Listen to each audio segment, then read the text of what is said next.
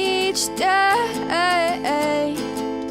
Where there's a will, there's a way.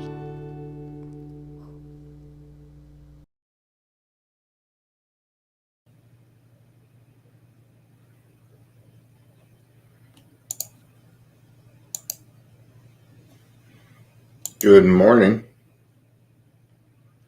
Yeah, okay. Makes no sense. Okay, doesn't matter.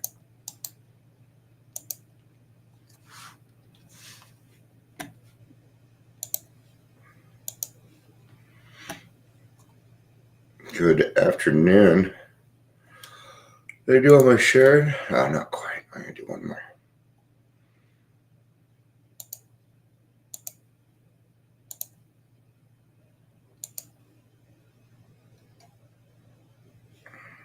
All right.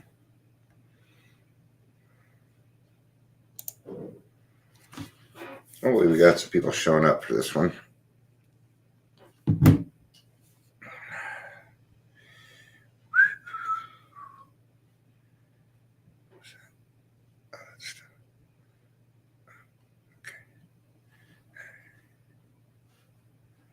All right, so we're going to talk about abandonment here.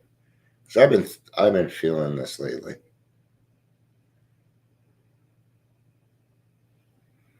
You know, I don't understand some things. Um,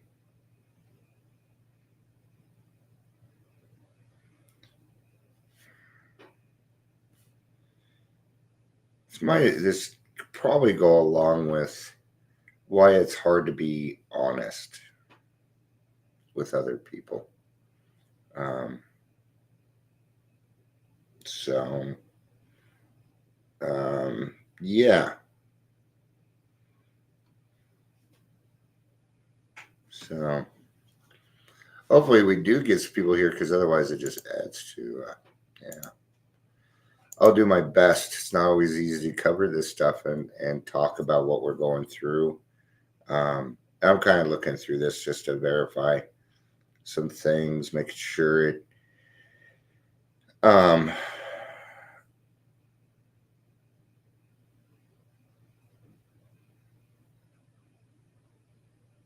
all right. And abandonment can kind of come in kind of different ways. How long does it take to recover from abandonment? Well, it's probably up to us. Let's see what it says. There is no set uniform. It takes uniform time it takes to recover. Turning your focus from what you have lost to what you still have can be helpful. All right. What are the different types of abandonment? There we go. All right. Welcome to Daily Trudge. My name is Dion. I will be your host. Where I thought I was gaining traction, I seem to have lost all traction. So I'm finding that's the way it tends to go. So if you're here, please say hello, whether you're watching the live or the rewatch. So, um,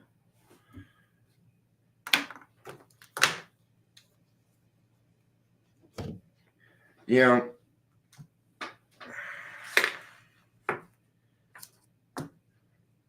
it's tough because as far as I can look back, even before my drinking career, um, yeah, the first person that abandoned me was my biological father. Um, you know, of course, I wouldn't find out about that. Now we can actually live in a household and still feel kind of abandoned. When you're a child that acts differently than the rest of the children, you're kind of difficult to raise. Um, it starts to create emotions for because I know like I seem to have less patience for my youngest grandson because he's a little bit more hyperactive and he doesn't want to listen. Right, so I seem to have less tolerance for him than my other grandchildren. I don't know if that's necessarily a good thing, you know. Um, so you know, I always tried to be, growing up, I always tried to be a part of something and try and include myself. I would even go to a point where I would change who I was so that I could try and fit in. It just never worked because for me to fake something like that takes an awful lot of effort, and I'm just not capable of doing it. Um, so, but what are some of the different types of abandonment? Well, there's physical abandonment. Um, when a caregiver is not physically present due to traumatic events, parental separation, or illness, you know, this is kind of the one that my parents did with me. Um, at the same time, they wanted to put me somewhere where I knew that I was not a danger to myself or other people. You know, so there's two sides to this coin. Um, now, I didn't ask to be, you know, a bedwetter and a lazy eye and speech impediments and and just you know a gangly fucked up kid. I didn't ask for that. You know, and the man that raised me the way I saw it was, hey, you decided to be with my mother, and with my mother comes the children.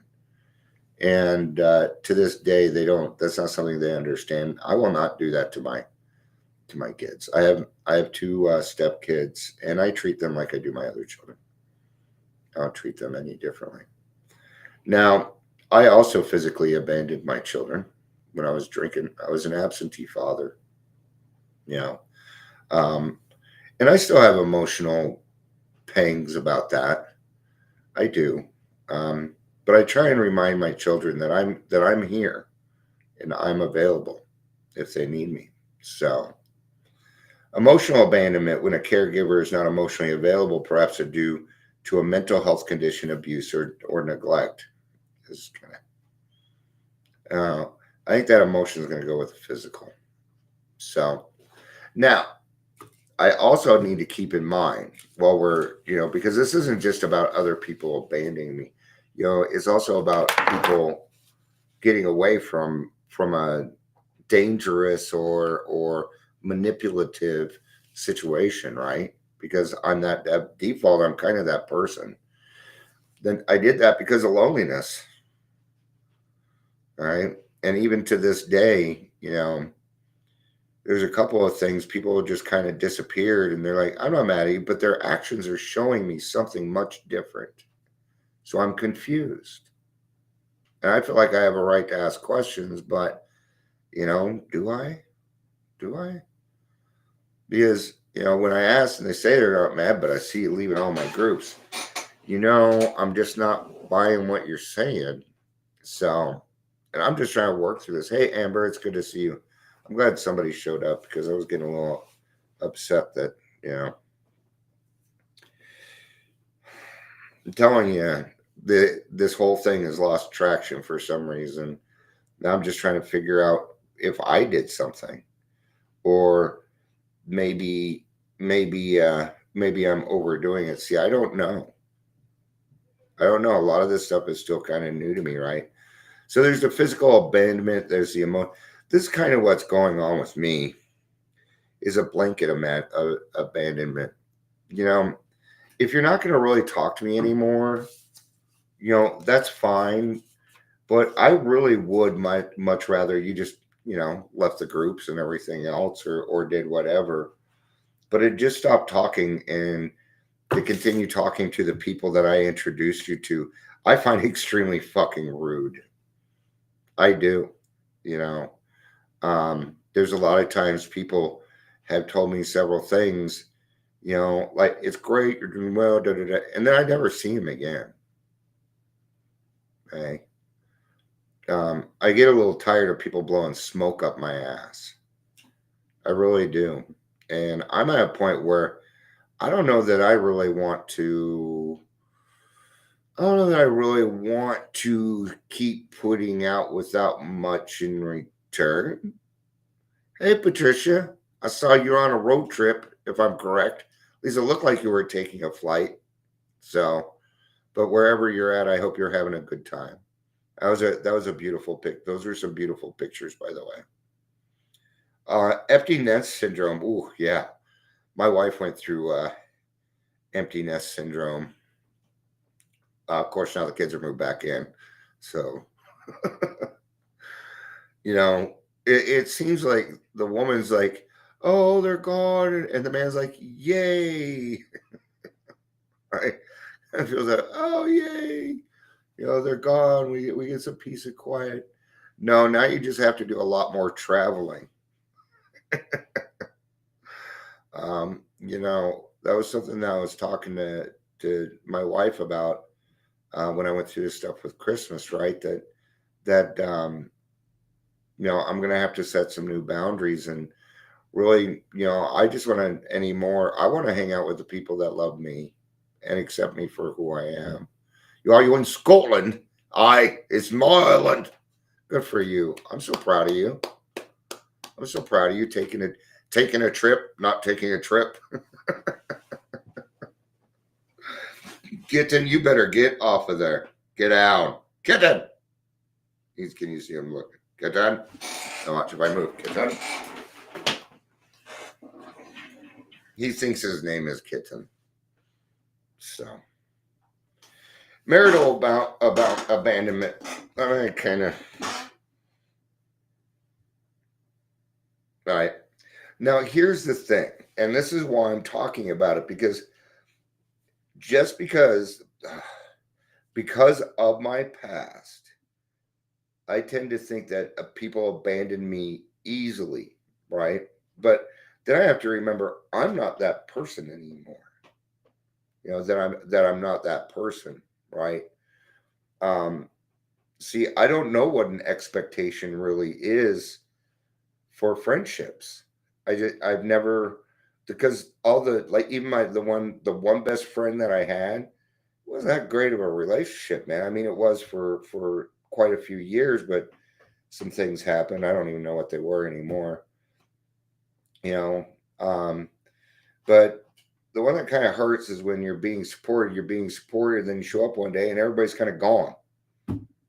And I'm not talking about these because I do these at all different times and things like that. So I don't, that's why I tell people I'm going live. People always suggest you should go live at the same time every day. But the thing is every day doesn't account for the same time for the same thing. It's hard to describe. I do the daily trudges by gut and by gut only.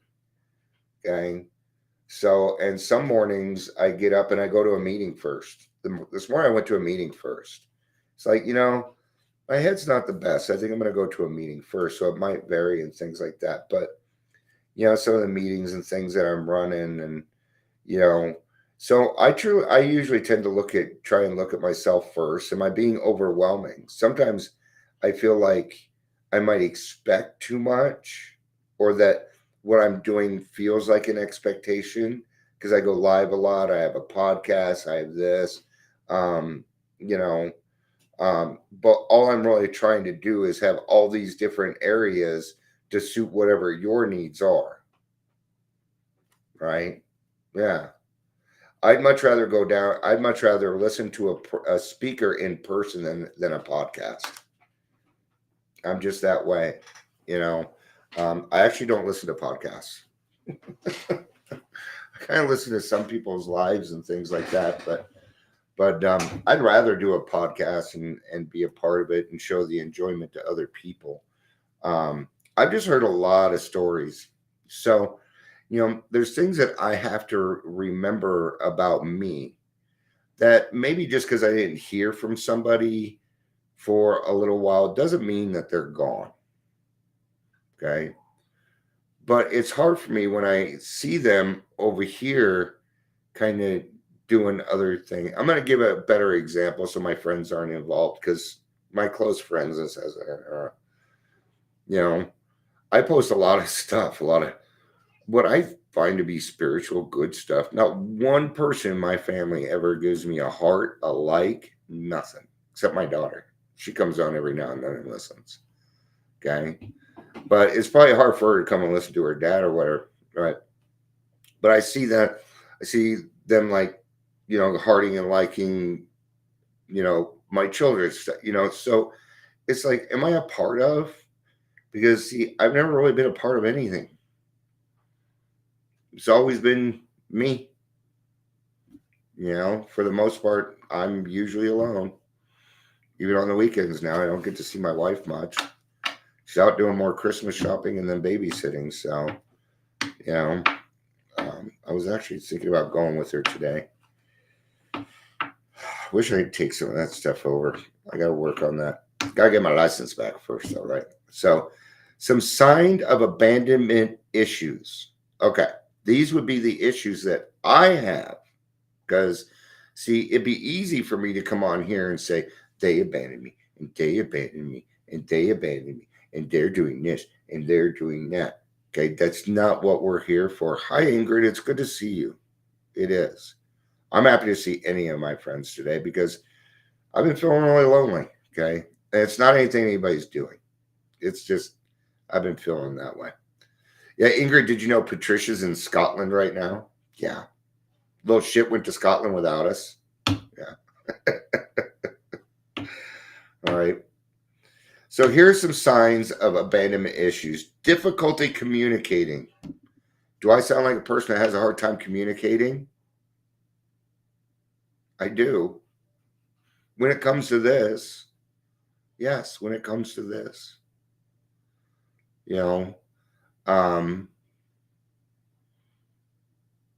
Absolutely. See, it's showing right now, isn't it? Here's another one. Seeking reassurance. I just did it. I'm like, are you upset with me? They're like, no, not at all. Okay. But then I see other actions. Well, you know what? Yeah, you are. You're always here, Patricia. See, that's what I love about the people that do follow me and my friends. Patricia, I consider everybody that's posting, I consider a good friend of mine. I do. And so that's why I said earlier what I'm going to do this year is I'm going to focus on the people that support me and love me for who I am. So many of you might be hearing a lot more from me. Yeah. So, like, no. I'll give a good example about that. A lot of you have met Pastor Marcia. She's really integral with a lot of things that I do.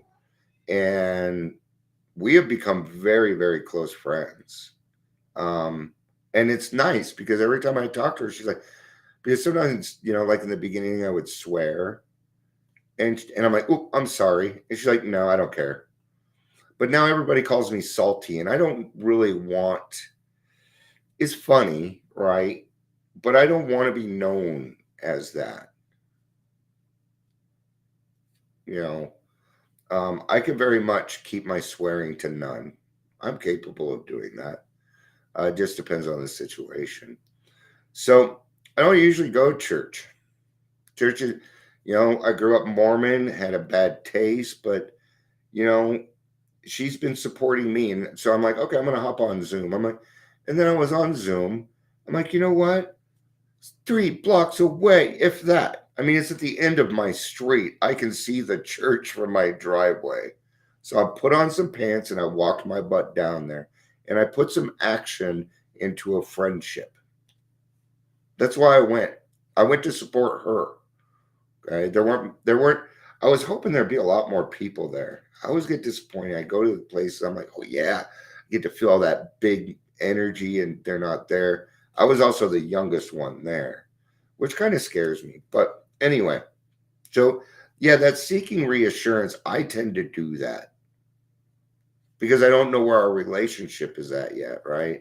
So Amber and I, Ingrid and I, we know exactly where our relationships are at. We do. Well, I talk to them quite often. Patricia is here all the time.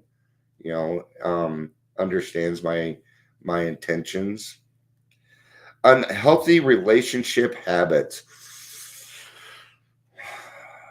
See, I just think that people are just mad at me. That's just how I get. That's what I always go to. Okay, and I'm finding out that I'm wrong on that quite often. Quite often.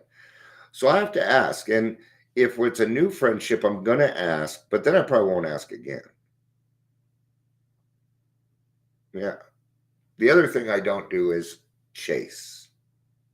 I don't I don't chase anymore. That is an unhealthy relationship habit, you know. And then there's some people, I'm going to use Pastor Marcia again. We didn't talk for a week. And then we talk. She's like, God, doesn't it seem like it's been forever? I'm like, it's been a week. But it felt that way to me too. And those are the relationships that I like. Where it's like, man, I haven't heard from this person in a day. And I wonder where they're at. Because there's nothing I love more than deep, meaningful relationships based on honesty and trust. No. There's nothing better for me. Yeah. That's why I have a deep love for my wife. Yeah. And people are like, oh, you married your best friend. I'm like, no, I didn't. She doesn't get best friend status. She has wife status. That's above best friend, man. That means she gets all the benefits of best friend status plus some. Let's not demean it. Right? No, she's not. She's not my friend. She's my wife. That is, I hold that in a high standard, man. I do. Right? You know, like I was saying earlier, my focus is it's gonna shift to more family this year because, including a few of my very good friends and my kids and my grandkids, they all love me. They went through all of this shit with me, and they're still here, and they love me for who I am. So I think family, and there's plenty of friends that I consider family, right? I mean, I say I love you quite often to people, but when I say it, I fucking mean it. I do. I will bend over backwards. You can call me at 3 o'clock in the morning. I may get mad at you, but I'm going to do it. And it's just me being grumpy because I'm a grumposaurus, you know? So feeling insecure about relationships. Woo! Maybe I shouldn't have looked this up and called myself out. Because see, the thing is we got to look at ourselves. We got to look at us. What is there something I'm doing? Okay. And if you can satisfy that, it's usually no. You probably haven't. There's been I've been hearing a lot lately. I've been hearing a lot that people are burnt out on. Several people are burnt out on AA. What am I? Well, I'm like Mr. AA.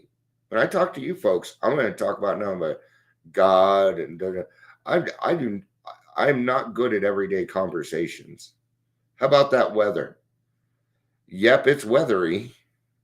I love the deep, intimate because I've missed out on a lot of that because of my alcoholism. Yeah. Nothing better than staying up with a friend all night at Denny's just talking about shit, about stuff, right? Your phone is on Do Not Disturb. That's right. There's meetings online 24/7. There are. But I've heard a lot of people, and so, I think that might be part of it's just, I feel like a lot of people have disappeared, but then I look up and there's 4 people here, and there's probably even more than that listening, you know? So, what works best in my brain? Well, my forgetter. And I'll even forget, Dion, the reason you do this is to help you and one other person. And I have to be okay with that because I want more than that. Yes, I do. I'm just going to be honest. Of course I do. You know, and I'm trying to find the right place, the right time for the meeting, because it's just this gut instinct that tells me it's out there, and I got to keep searching. I got to keep searching. So I'm starting some more outside or in-person meetings, but it's all going to be grassroots AA, and it's all going to be based the same way. So that's cool. Yeah, there you go, Amber. We can definitely tie fear to abandonment. Yes, we can. Yeah, absolutely. Yeah. See, and then I also just remembered that sometimes, like Amber gets like 3 notifications that I'm live. Unless your phone's on do not disturb, right? And I'm going to tell you something. I feel like I'm interfering with your life when I do that too much. I don't know the boundary there yet with some people. Because for me, I'd be like, fuck, I get it. I know. Then there's other people that are like, remind me 10 times because I'm going to forget and I want to be there. So, I don't know where that balance is at because I want to help, but I don't want to interfere with your life either. I want to be a part of a big whole too. And it's just taken me a long time, a little while to get there. And it's because of these things that we're talking about, right? So, feeling insecure about relationships. Yes, that goes right back to fear. Fear that I'm going to lose what I think that I have, right? Because I do not possess that person, nor do I control them. I don't go live when your phone is on do disturb. Oh, wow. Or are you saying don't go live when my phone is on do not disturb? I'm going to have to. It's between 11 p.m. and 5 a.m. Yeah, I'm asleep. All right. Having difficulty feeling emotionally intimate. What's one of the topics here Dion avoids? He'll talk about it, but he'll avoid it. Sex. Yeah. Yeah. I know intimate, but that's the thing. That's the thing. Right? To me, intimate in my mind means sex. And and I know it's different. I do. Right? We're being intimate right now. Well, that's just fancy. I can't wear watches. I can't. Every watch I own dies within 2-3 days. I replace the battery or whatever. I have to have one of those wind up ones because my body just zaps the battery. It's weird. Maybe I can get one around my. Maybe I can just get a. I can get a Apple Watch just hanging around my neck with a big gold chain. I'm avoiding this. See, doing it right now. All right, so we did emotional sobriety a few days back, and the point in emotional sobriety, and that's what helped me get to this, was it says that we. Let me grab it because I don't remember quite the words, and the words in this one matter. Won't take long. Don't. There it is.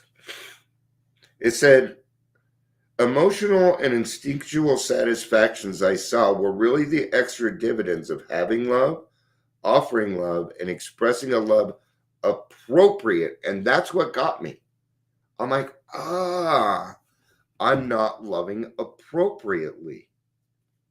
And that drove it home for me. That I could be intimate with people. What is intimate for us in a different, being vulnerable, being honest, trustworthy, talking to them about things that you wouldn't talk to other people about, right? I tell you something. If I talk to you about something that I don't talk to other people about, I'll fucking love you. I do, because I've been cut down all my life. I'm very particular on who I tell my, deep-rooted problems to. I know I seem to cover them a lot here, but I don't. No.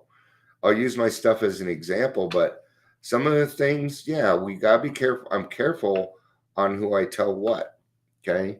But I've got I've got, I don't know, probably 4 or 5 close mouth friends in my life that are more than happy to listen, and it won't go anywhere. And I know it. I know it won't go anywhere. Well, you know, so it took me time to build up trust to do that too, because with what I do on the outside with recovery coaching, sober living, and things like that.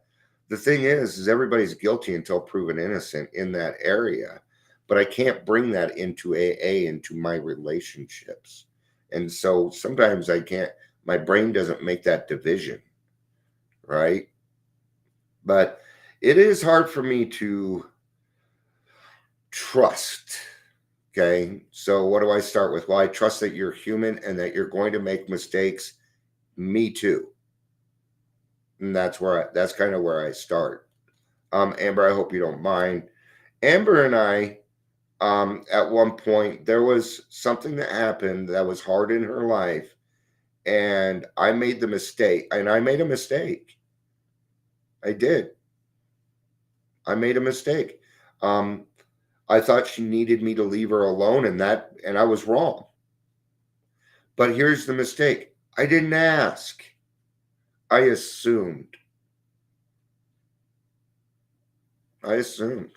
Right? And we've gotten past that. Well, I tell you now, it ain't going to happen again. Now I ask. Because I know better. Right?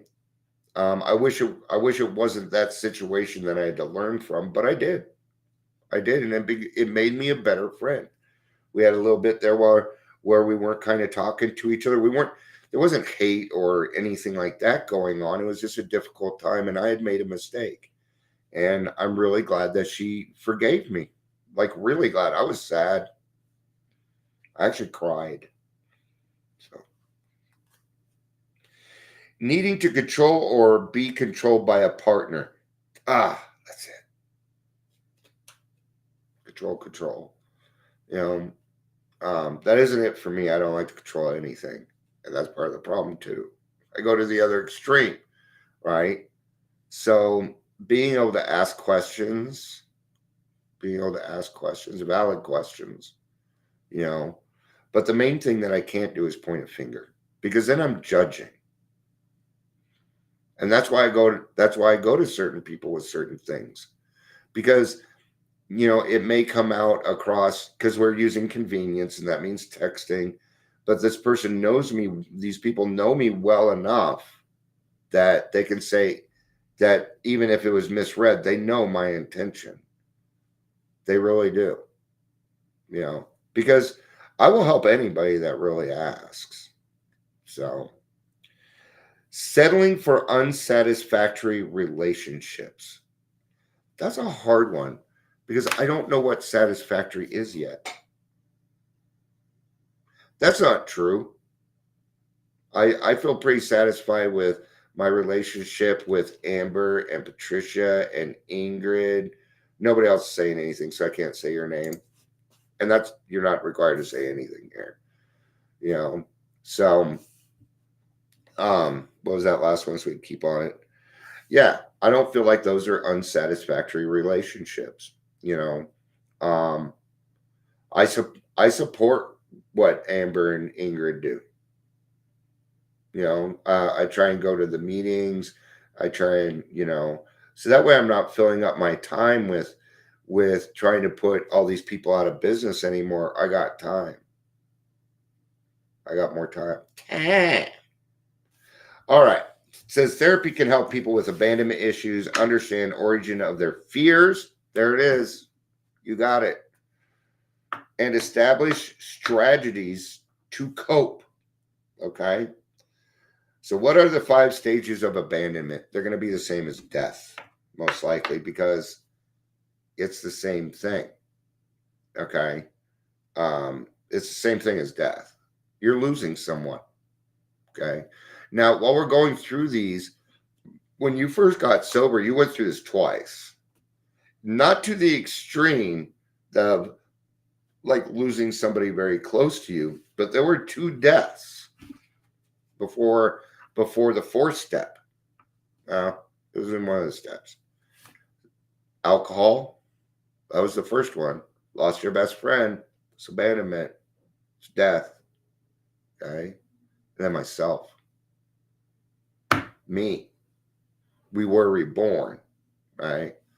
Now, is in the short form, the process of that is killing off the old self for the reemergence of a new self. I would rather think of it more like I was just a really bad alcoholic caterpillar. And when I finally decided to give my life over and care over to a higher power, I became a butterfly. So you can think of it as a reemergence also. Uh, let's see. Anderson, whoever that is, uses her framework to describe how abandonment recovery can be broken down. It broken down into 5 phases: shattering, withdrawal, internalizing, rage, and lifting. They call it swirl. This is somebody making shit up. So yeah, check the beginning of it. It's the shock. Well, yeah. Withdrawal we get, but I think rage and anger come before withdrawal for me. Well, who do they think they are? Or I will go the other route. What the fuck did I do? Did I do something? That's usually me. I'm usually that extreme. Hey, did I do something to piss you off? No. Hey, and I'm going to take it for what that is, because my brain will do different things. All right. How does abandonment trauma show up? Now we're talking about trauma, though. Okay. Trauma is something a little bit different. Let's see here. So there are a couple of other things. I'm trying to remember the word for it. So let's do a couple more of these and then we'll go ahead and wrap up. All right. This is called the Attachment Project. And I just found it. So did you know that your attachment style, what are abandonment issues? Abandonment issues, on the other hand, are persistent fear or expectation that other people will leave or reject you. There we go. And it's fear. Sure it is. But it's based on a fear of the past because it happened and happened and happened and happened. Okay. Well, Dion needs to remember he's not that person anymore. Okay. See, I lived with that person for a very long time. And even after 8 years, sometimes I look at things and, I'll be around all my kids or whatever. We're having a good time. And I look around like, these are my children. When the fuck did this happen? That's just part of my memory. I remember them being bored and stuff. It's just life goes by very fast sometimes. So, all right. So we talked about some different forms of abandonment and kind of the views that we need to take, and maybe be a little bit nicer on ourselves when it comes to that. So, all right. I wish there was a Bronco game today. I don't care if we lost. It was a great game last night. And I am going to end. It's just I see a lot of people complaining that we lost the game. I'm like, we have a brand new quarterback. He's a rookie. They're like having the fact that we are even had a chance at the playoffs. I call that progress. And there's I saw another thing. Yeah, people are saying they cheated, and that's why no, there wasn't any cheating going on. No, they won that game fair and square. Great quarterback on Cincinnati. Great quarterback. I'm rooting for him. I am. All right. Thank you, everybody, for being here. I appreciate it. I do feel better now that I was able to talk through that, and I hope in the meantime that helped other people also. And thank you. So, all right. Thank you all for being here. I appreciate it. I love you. That's the other thing. Before we go, Amber's a Chiefs fan. I'm a Broncos fan. We don't fight over it. In fact, what I say at the end of the game, I'm like, that was a great game. What a great game. It was exciting. It was up and down. Even my wife, who wouldn't watch football when she first married me, was into the game. Right? She's like, man, this is crazy. I'm like, it's crazier than this. But it's because now she understands all the moving parts and everything. So, all right. Thank you, everybody, for being here. I appreciate it. I love you. Peace out.